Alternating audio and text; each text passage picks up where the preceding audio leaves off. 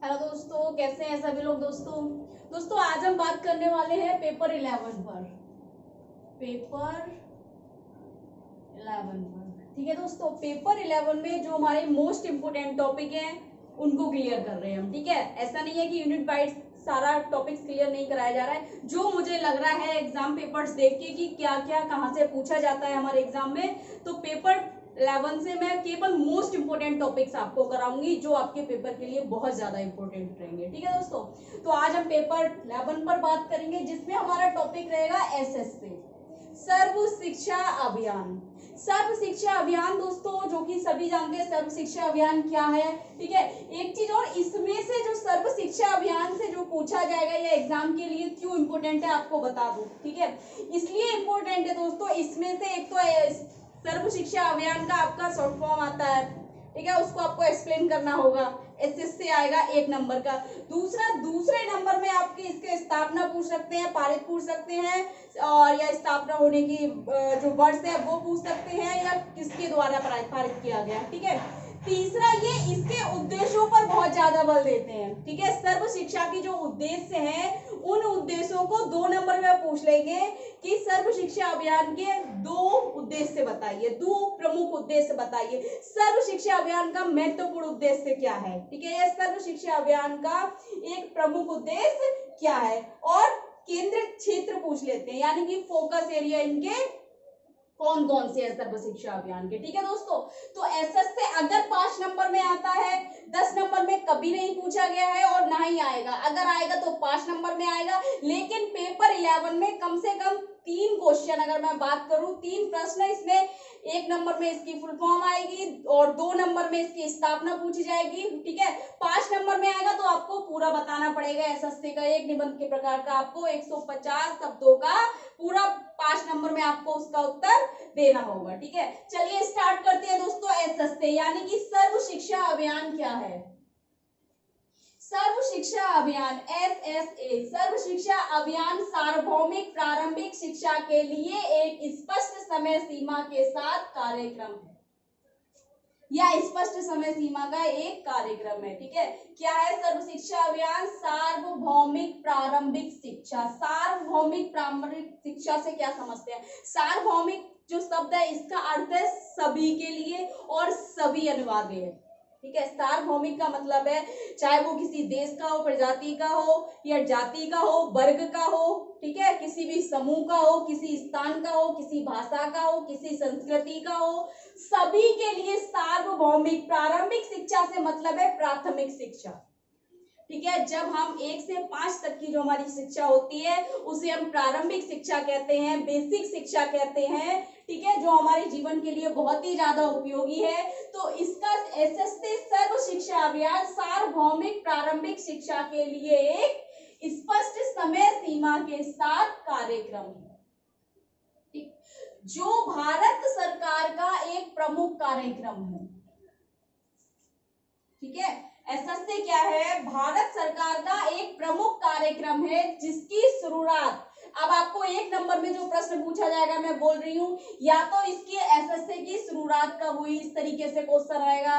दूसरा हो सकता है एसएससी की स्थापना कब हुई। तीसरा हो सकता है एसएससी को कब पारित किया गया। चौथा हो जाएगा किस संविधान के संशोधन, या कौन से संविधान के संशोधन के समय ये पारित किया गया, स्थापित किया गया, या प्रारंभ किया गया, या शुरुआत हुई। ठीक है, इस तरीके से आपका क्वेश्चन कोई भी बन सकता है। यहाँ पर आपके 2 नंबर क्लियर हो गए। ठीक है, 2001 में, यानी कि जिसकी शुरुआत, स्थापना या पारित कब हुआ, ये 2001 में। कभी कभी हमको ये दिखता है ना, इस तरीके से आएगा आपको 2000, ठीक है, और ब्रैकेट में 1 होगा। ठीक है, और फिर आप लोगों का क्वेश्चन ये आता है मैम 2001 करें या 2002 करें। आप 2001 में ये जो अभियान है प्रारंभ हो गया था, शुरू हो गया था एक तरीके से। ठीक है, तो आप 2001 वाली जो डेट है या सन है, आप वही उसको क्लियर करें और वही सही है। ठीक है, तो 2001 में इसकी स्थापना हो गई थी, किसके द्वारा हुई थी? अटल बिहारी वाजपेयी के द्वारा हुई थी। ठीक है, एक निश्चित समय अवधि के तरीके से प्राथमिक शिक्षा के सार्वभौमिक, जैसे कि भारतीय संविधान के 86वें संशोधन द्वारा निर्देशित किया गया था। कौन से संशोधन? 86वें संशोधन। ठीक है, एक कॉपी और पेन ले लीजिए जिसपे मैं अंडरलाइन कर रही हूँ या सर्कल कर रही हूँ, आप उन पॉइंट्सों को नोट्स करते जाएं एसएसए डालने के बाद। ठीक है, मोस्ट इंपोर्टेंट टॉपिक या वर्ड्स, ठीक है, या नोट। ठीक है, तो कब किया गया था दोस्तों? 2001 में अटल बिहारी वाजपेयी के द्वारा किया गया था और 86वें संशोधन द्वारा निर्देशित किया गया। ठीक है, जिसके तहत 6 से 14 वर्ष के बच्चों की मुफ्त और अनिवार्य शिक्षा के प्रावधान को मौलिक अधिकार बनाया गया। यानी कि जिसके तहत क्या हुआ, 6 से 14 वर्ष तक के बच्चे, यानी कि 6 से 14 वर्ष जो प्राथमिक शिक्षा हम लेते हैं, प्राइमरी एजुकेशन जिसे कहते हैं, या प्रारंभिक शिक्षा जब तक बच्चा लेता है 14 वर्ष तक। ठीक है, तो इसके तहत 6 से 14 वर्ष तक के बच्चों की मुफ्त और अनिवार्य शिक्षा के प्रावधान को मौलिक अधिकार बनाया गया। यानी कि मौलिक अधिकार एसएसए अभियान यानी कि सर्व शिक्षा अभियान के द्वारा या इसके तहत कह सकते हैं हम। ठीक है, एक मौलिक अधिकार के रूप में इसे बदल दिया गया या बनाया गया, जिसमें सर्व शिक्षा अभियान 6 से 14 वर्ष तक के सभी बच्चों के लिए अनिवार्य शिक्षा बना। ठीक है, इस कार्यक्रम का उद्देश्य 2010 तक संतोषजनक गुणवत्ता वाली प्राथमिक शिक्षा के सार्वभौमिकरण को प्राप्त करना है। अब देखिए, एक नंबर में आपका क्वेश्चन आएगा कि इस कार्यक्रम का उद्देश्य, प्रमुख उद्देश्य या महत्व। ठीक है, प्रमुख उद्देश्य, तो इस कार्यक्रम का प्रमुख उद्देश्य, ये चीज आप यहाँ से पूरा नोट कर ले, 2 नंबर में पूछा गया है। ठीक है, इस कार्यक्रम का उद्देश्य 2010 तक, या डेट पूछेंगे कब से कब तक, संतोषजनक गुणवत्ता वाली प्राथमिक शिक्षा के सार्वभौमिकरण को प्राप्त करना है एसएसए के द्वारा। ठीक है, या एसएसए के अनुसार, तो एसएसए के अनुसार 2010 तक। ठीक है, इसको नोट कर लें। ठीक, नेक्स्ट देखिए दोस्तों, इसके उद्देश्य कौन कौन से हैं। सबसे पहले कह रहे हैं सभी बच्चों के लिए 2005 तक प्रारंभिक विद्यालय, शिक्षा गारंटी केंद्र, वैकल्पिक विद्यालय, बैक टू बैक स्कूल शिविर की उपलब्धता। यानी कि एसएसए कार्यक्रम का जो पहला उद्देश्य हम कहेंगे, ये मुख्य उद्देश्य हो गया।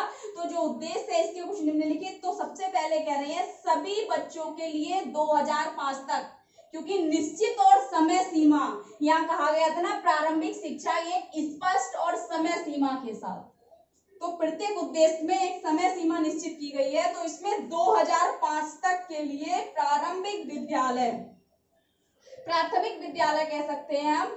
ठीक है, प्राथमिक विद्यालय, शिक्षा की गारंटी केंद्र यानी कि शिक्षा गारंटी केंद्र, वैकल्पिक विद्यालय, बैक टू बैक स्कूल शिविर की उपलब्धता, इनका एक उद्देश्य है। दूसरा उद्देश्य है एसएसए का सभी बच्चे 2007 तक 5 वर्ष की प्राथमिक शिक्षा पूरी कर लें।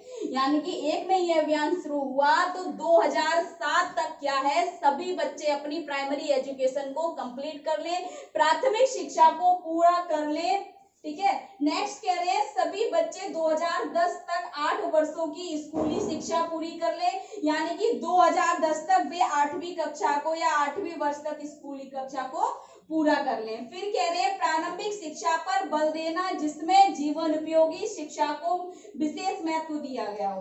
प्रारंभिक शिक्षा पर बल देने का मतलब है दोस्तों, देखिए प्राइमरी एजुकेशन जो है, प्राथमिक शिक्षा में बेसिक एजुकेशन सिखाई जाती है। ठीक है, हिंदी पढ़ना, अगर हम हिंदी पढ़ सकेंगे तो अपने जीवन उपयोग, हमें कभी लेटर पढ़ने का या न्यूज़पेपर पढ़ना है, बहुत सारी ऐसी चीजें जिससे हमें साक्षरता की जरूरत होती है अपने जीवन में दिन प्रतिदिन में भी। ठीक है, गणित का अगर आ गया, गणित अगर हम बेसिक गणित जानते होंगे, नंबर्स पहचानना, ठीक है, नंबर आइडेंटिफिकेशन हो गया, काउंटिंग हो गया, ठीक, डिवाइडिंग हो गया, एडिशन हो गया, ये सारा आता होगा तो हम क्या दिन प्रतिदिन अपने जीवन उपयोगी कार्यक्रम को कर पाएंगे। ठीक है, और जीवन को व्यवस्थित भी रख पाएंगे। तो वही कहा गया प्रारंभिक शिक्षा पर बल देना, इसीलिए इनका ये उद्देश्य है जिसमें जीवन उपयोगी शिक्षा को विशेष महत्व दिया जाता हो, जो जीवन के लिए उपयोगी हो उस शिक्षा को विशेष महत्व दिया जाता हो, इसलिए प्रारंभिक शिक्षा पर बल देना इनका एक उद्देश्य रहा है। फिर कह रहे हैं दोस्तों स्त्री पुरुष असमानता तथा सामाजिक वर्ग तथा भेदभाव 2007 तक प्राथमिक स्तर तथा 2010 तक प्रारंभिक स्तर पर समाप्त करना। अब इस पॉइंट को समझिए, स्त्री पुरुष असमानता, देखिए दोस्तों जहां पर पुरुष में और स्त्री में असमानता समझा जाता है कि स्त्री अलग है पुरुष अलग है, यानी कि जो स्त्री कर सकती है वो पुरुष नहीं कर सकता, ऐसा नहीं है, दोनों को समान अधिकार मिले, ठीक है, दोनों की समानता को उन्होंने बात की है। तो इस जो कह रहे हैं स्त्री और पुरुष की असमानता तथा सामाजिक वर्ग का जो भेदभाव, जो जाति प्रजाति का भेदभाव है या पिछड़ी जाति का है, किसी वर्ग का, अन्य जाति का जो भेदभाव है शिक्षा को लेकर कि इस वर्ग का बच्चा प्रवेश नहीं कर सकता या इस जाति का बच्चा हमारे कक्षा में प्रवेश नहीं करेगा, बैठेगा नहीं, उसको ठीक से व्यवस्था नहीं मिल पाएंगी, तो वे सारी चीजें स्त्री पुरुष असमानता तथा सामाजिक वर्ग तथा भेदभाव 2007 तक, ये कह रहे हैं 2007 तक प्रारंभिक स्तर का मतलब है 2007 में जो बच्चे प्रारंभिक स्तर पर होंगे तो 2010 तक क्या करना है, इन सभी छुआछूत को या असमानता को समाप्त करना है, इनका ये उद्देश्य है। फिर कह रहे हैं वर्ष 2010 तक सभी बच्चों को विद्यालय में बनाए रखना, यानी कि जो बच्चे हैं जितने भी सार्वभौमिक का मतलब हो गया सभी बच्चों को वर्ष 2010 तक जितने भी बच्चे हैं हमारे देश में, ठीक है, सभी बच्चों को विद्यालय में बनाए रखना, ठीक। उसके बाद आता है दोस्तों इसके केंद्रित क्षेत्र, फोकस एरियाज कौन कौन से हैं, सर्व शिक्षा अभियान किन क्षेत्रों पर फोकस करता है, तो कौन कौन से क्षेत्र है इसके। सबसे पहले कह रहे हैं वैकल्पिक स्कूल व्यवस्था। वैकल्पिक स्कूल व्यवस्था ये है अगर एक विद्यालय में नहीं तो दूसरे विद्यालय में, ठीक है, किसी कारणवश अगर व्यवस्था फेल हुई तो तीसरे विद्यालय में, वैकल्पिक व्यवस्था, ठीक है, वैकल्पिक व्यवस्था स्कूल। दूसरा है दोस्तों विशेष जरूरतमंद बच्चे। विशेष जरूरतमंद बच्चे यहाँ आ गए हमारे स्पेशल चाइल्ड, यानी कि विशेष आवश्यकता वाले, विशेष आवश्यकता वाले, ठीक है, और दूसरा आ जाएंगे अब विशिष्ट बच्चे भी।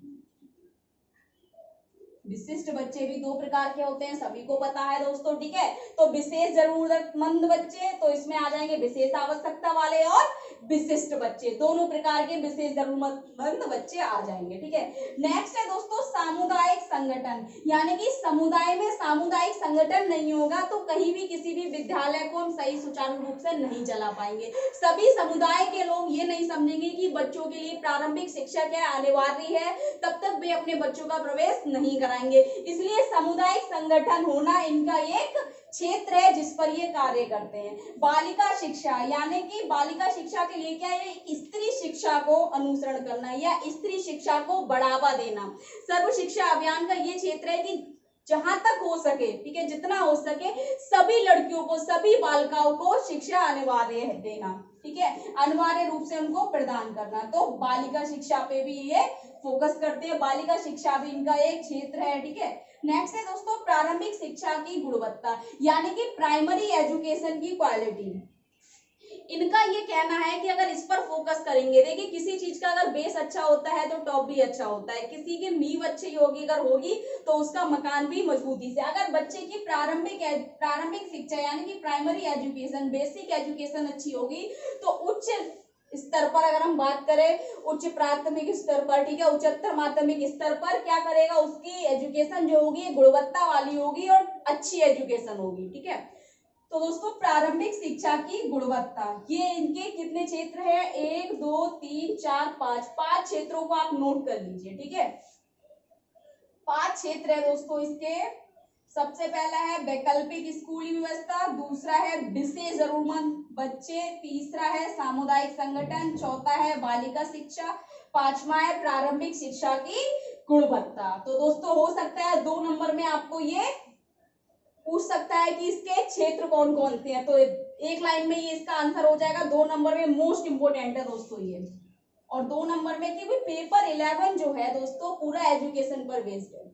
आप उसको देखिए, इंक्लूसिव एजुकेशन ज्यादातर क्या है, पेपर 11 में सारा एजुकेशन के ऊपर है, बच्चों के लिए एजुकेशन के ऊपर है, तो उसमें जितने भी अभियान है, योजनाएं हैं, सभी का उन्होंने पूछा है जो प्राथमिक एजुकेशन से या समावेशी शिक्षा से यानी कि इंक्लूसिव एजुकेशन से रिलेटेड है, उन सभी को देखा गया है, जहां जहां पर हमारे विशेष आवश्यकता वाले बच्चों की बात की गई है, ठीक है। तो पेपर 11 में अगर 5 नंबर में आएगा तो आप इसको डिटेल में करेंगे, ठीक है। दूसरा अगर 5 नंबर में आता है आपको 150 शब्दों में करना होगा, तो हर उद्देश्य को आप डिटेल करेंगे। तीसरा, हर क्षेत्र के बारे में आप उसको थोड़ा थोड़ा समझाएंगे अपने शब्दों में, ठीक है दोस्तों। बाकी अगर पूछा जाएगा अगर 1 नंबर में, तो एसएससी का इसका क्या, सर्व शिक्षा अभियान आपको एक्सप्लेन करना होगा, इसकी फुल फॉर्म आएगी। और स्थापना पूछ सकता है, संशोधन किस संविधान के संशोधन पे, या कौन सा संविधान, तो संविधान के 86वें संशोधन द्वारा ये निर्देशित किया गया था। किसके द्वारा किया गया था? अटल बिहारी वाजपेयी के द्वारा किया गया था। तो अब ये सारी चीजें नोट कर ले।